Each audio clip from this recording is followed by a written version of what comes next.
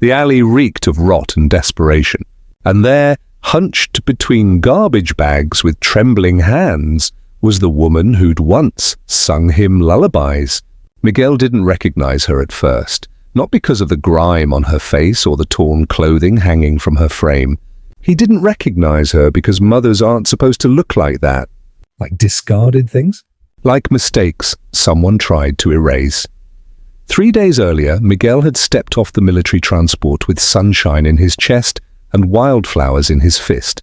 12 months of drills and orders and sleeping on thin mattresses, all of it bearable because he knew she was waiting. Every night in the barracks he'd whispered the same promise into the darkness. "I'm coming home." "Mama, wait for me." But home had other plans. The bus dropped him at the town's edge, just as evening bruised the sky purple and gold. He'd imagined this moment 1,000 times. The weight of her embrace, the smell of cinnamon and soap in her hair, the way she'd probably cry and scold him for not writing more letters. The walk from the station to their house took 11 minutes. He counted every second. Their street looked smaller than he remembered.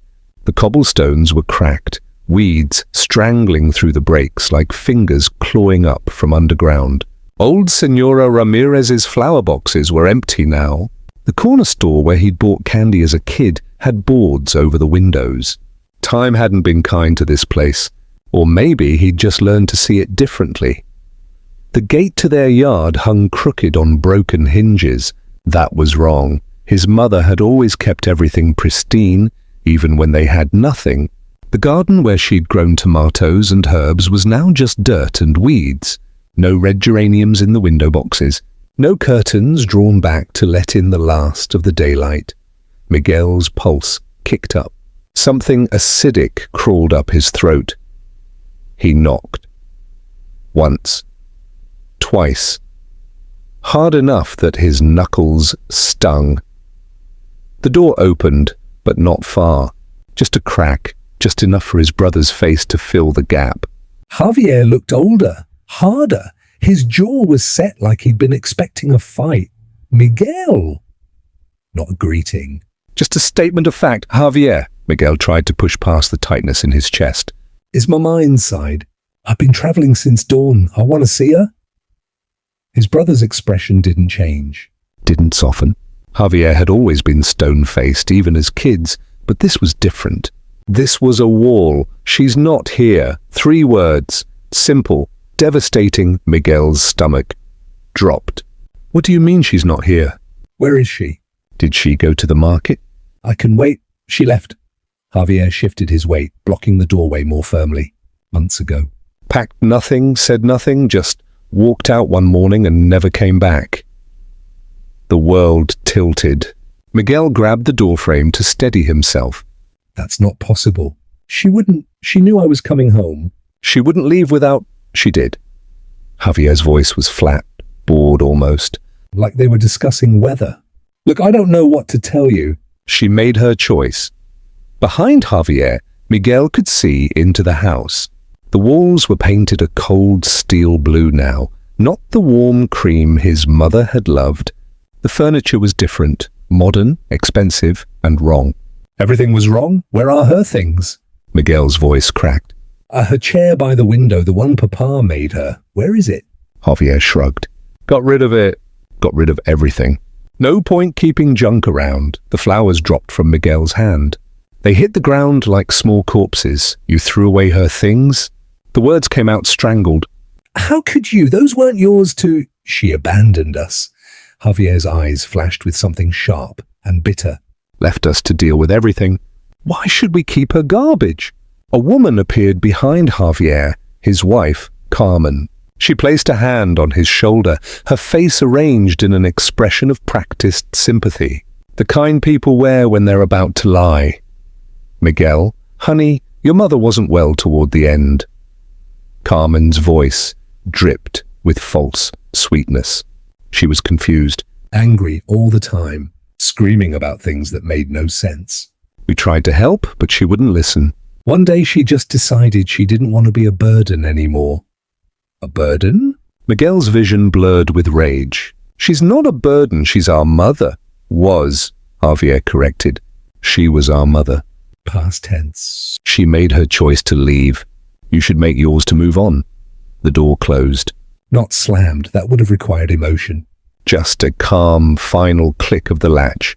Miguel stood there, fist raised, to knock again, to pound until his knuckles split, to break the door down if necessary.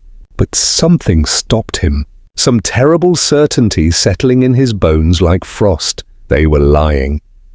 He turned away from the house and walked. No direction, no plan. Just movement, because standing still meant drowning in the horror of what he'd just heard.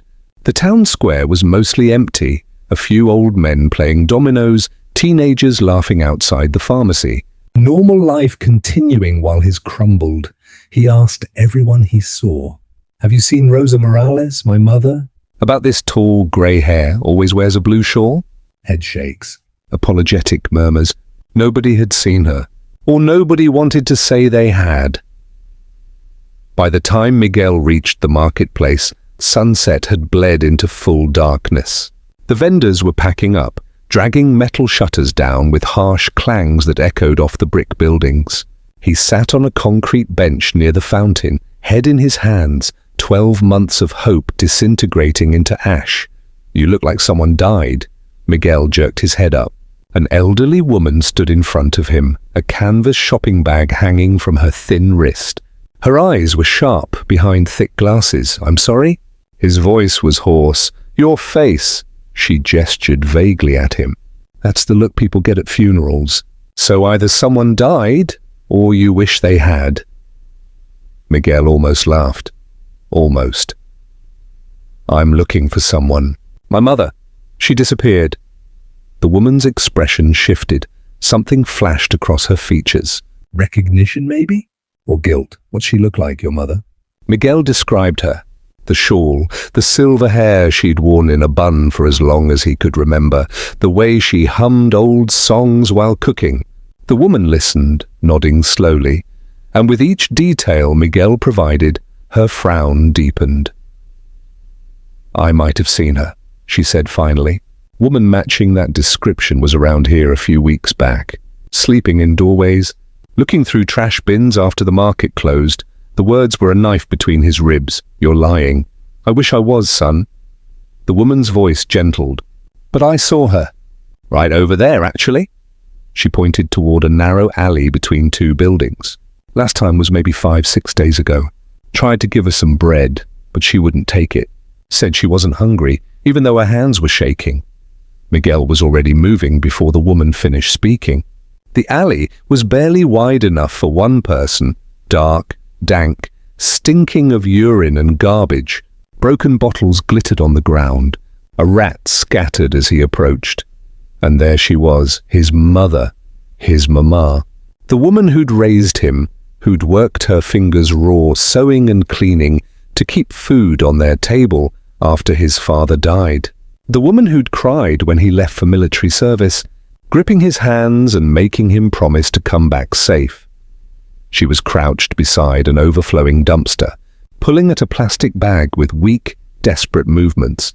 Her clothes were filthy, torn at the seams. Her hair, that silver hair she'd always kept so carefully pinned, hung in greasy tangles around her face. She was so thin. When had she gotten so thin? "Mama," the word barely made it past his lips. She didn't hear him, or didn't register. She kept digging through the trash, muttering something he couldn't make out.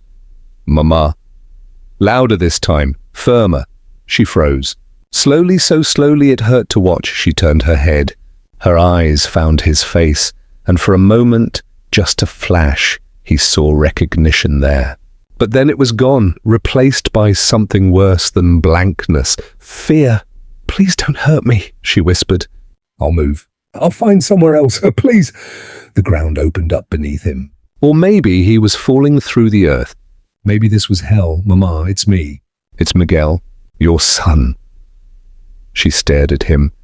This woman who'd once known every line of his face, who could tell his mood from the way he walked into a room. She stared at him like he was a stranger, like he was dangerous. "Miguel?" The word came out uncertain. Then something shifted in her expression, a crack in the wall. "Miguel, you came back." He was on his knees before he realized he'd moved, arms around her, face buried in her shoulder. She smelled wrong. Not like cinnamon and soap. Like unwashed skin and hunger, a night spent on cold concrete. "I'm here," he choked out. "I'm here, Mama. I'm so sorry I wasn't here sooner." Her hands came up slowly, carefully, like she wasn't sure she was allowed to touch him. Then they gripped his jacket with surprising strength, and she started crying, deep, body-shaking sobs that seemed to tear out of her chest. They stayed like that for a long time. Until the stars came out. Until his knees went numb against the pavement. Finally, gently, he helped her stand. "Come on, let's get you somewhere warm. Somewhere safe." The small inn on the edge of town rented rooms by the week. Miguel paid for 7 days with money he'd saved from his military stipend. The room was basic. 2 narrow beds, a small table, a bathroom with pipes that groaned when you turned on the water. But it had walls and a door that locked and clean sheets. That was enough. His mother sat on one of the beds, hands folded in her lap, looking around like she couldn't quite believe where she was. Miguel knelt in front of her. "Are you hungry? What can I get you?" She looked at him with those eyes that had seen too much. "Just bread. "And maybe a banana if it's not too expensive. Just bread." The simplest request in the world, and it shattered him. He ran to the corner store, bought twice as much as she'd asked for, and ran back. She ate slowly, carefully, like someone who'd forgotten what it meant to be full. Miguel watched every bite disappear and wanted to scream. When she'd finished, when the shaking in her hands had steadied, he took them in his. "Tell me what happened, please." She was quiet for so long he thought she might not answer. Then she spoke and her voice was hollow, empty. "Javier said I was too old." "Too much trouble. After you left, things changed." "He married that woman, Carmen, and she didn't want me there." "Said I took up space they needed." "That I was costing them money." She paused, fingers tightening around his. "They started yelling all the time. Telling me I should go to a home, that I was selfish for staying." One day Javier said if I wasn't gone by morning, he'd put me out himself." Miguel's jaw clenched so hard his teeth ached. "So I left. I thought maybe I could find work somewhere." "But nobody wants to hire an old woman." "And I had nowhere to go. No money, nothing." Her voice cracked. "I ended up here, in the alleys, eating from trash bins, sleeping in doorways when the police weren't around to chase me off. Mama, he sold my things, Miguel. The chair your father made, the quilt I'd been working on for years, the photos of you and him, everything. He said it was all junk." A tear rolled down her cheek. "He threw away my life like it was garbage." "Like I was garbage," Miguel stood. The fury in his chest was a living thing now, clawing to get out. "I'm going back there." "I'm going to make him answer for this." "No." His mother grabbed his wrist, surprising strength in her grip. "Please don't! He threw you away. He lied to me. He's still your brother." Her voice was firm now, steady. "And I've already lost so much." "I can't lose you too. Not to anger, not to hate. How can you say that? After what he did?" She reached into her pocket and pulled out a small, worn Bible. The pages were yellowed, the cover held together with tape. She'd had it as long as Miguel could remember. "Because hating him won't change what happened," she said quietly. "It'll just make the hurt bigger." "Fill more of us with poison." She opened the book, her finger finding a passage she'd clearly read 1,000 times. "Blessed are the merciful, for they shall receive mercy. Blessed are the peacemakers, for they shall be called children of God." She looked up at him. "Your father used to read me this." "Back when things were hard, and I wanted to hate everyone who'd hurt us. He'd say that forgiveness isn't for them. It's for us. So we don't turn into the kind of people who hurt." Miguel sank back down beside her. The rage was still there, white hot and ready to burn. But underneath it, something else was growing. Understanding, maybe. Or just exhaustion with the weight of carrying hate. "I don't know if I can forgive him." "You don't have to." "Not today." "Maybe not ever." She took his hand again. But you can choose not to let it destroy you. That's enough for now. They sat in silence as night deepened outside. Eventually, his mother lay down, her breathing evening out into sleep. Miguel watched her, this woman who'd survived abandonment and hunger and homelessness, and somehow still had enough grace left to preach forgiveness. The next morning, Miguel went out and found work. Nothing glamorous, construction mostly, hauling materials and mixing cement, but it paid. Enough to keep the room, enough to buy food, enough to start building something resembling a life again. Every day, he came back with groceries, with clean clothes from the second-hand shop, with little things that made her smile, a new hairbrush, a book of crossword puzzles, fresh flowers from the market. Always flowers. White daisies when he could find them. They'd been her favorites once, back when the world was kinder. Weeks turned into months. His mother's health improved slowly, color returning to her cheeks, strength to her limbs. She still had nightmares sometimes, still flinched when footsteps passed too close to their door, but she laughed more, hummed her old songs again while folding laundry. Miguel never went back to Javier's house, never confronted him. Some days the urge burned like acid in his throat, but he'd made a choice. Not for Javier, for her. For the woman who'd taught him that love wasn't something you stopped giving just because someone stopped deserving it. One evening, as sunset painted the sky in shades of amber and rose, his mother looked up from her puzzle book. "You know what I realized," she said softly. "What's that?"